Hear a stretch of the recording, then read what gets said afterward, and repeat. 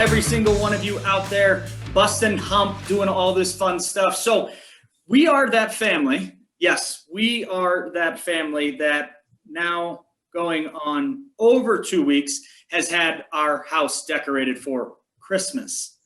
We're that family.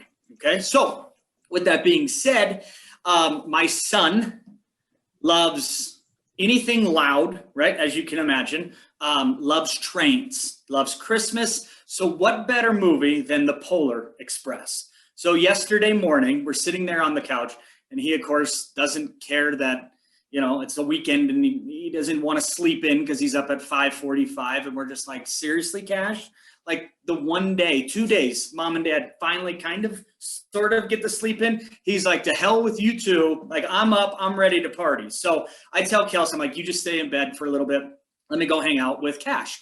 And so the night before, Kelsey's like, I don't know why I never thought of this before, but like the Polar Express is like right up his alley, right? Christmas, trains, and he loves Tom Hanks. So every time he hears his voice, he says, Woody, or excuse me, Buzz, is that you? Like from Toy Story, right? Like the kid's a sponge, for crying out loud, which means I really, really have to well, watch what I say, because you guys know that I have a potty mouth from time to time.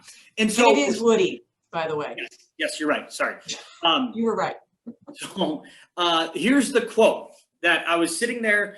Cash is sitting in my arms, and he never just like chills. Like he's always on the go. But the thing that was said was, one thing about trains, it doesn't matter where they're going. What matters is deciding to get on.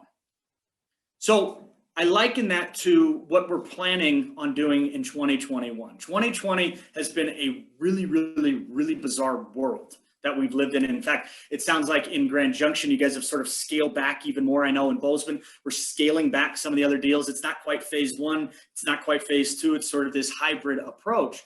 But it doesn't matter what is actually going on. It doesn't matter.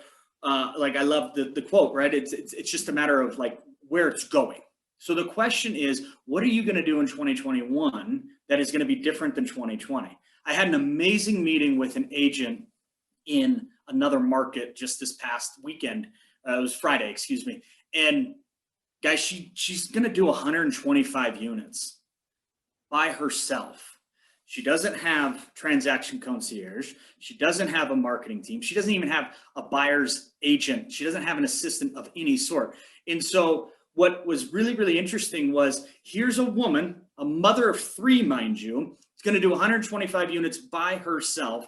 And yet we can somehow sit here and go, man, I'm swamped, and you'll do 10 units.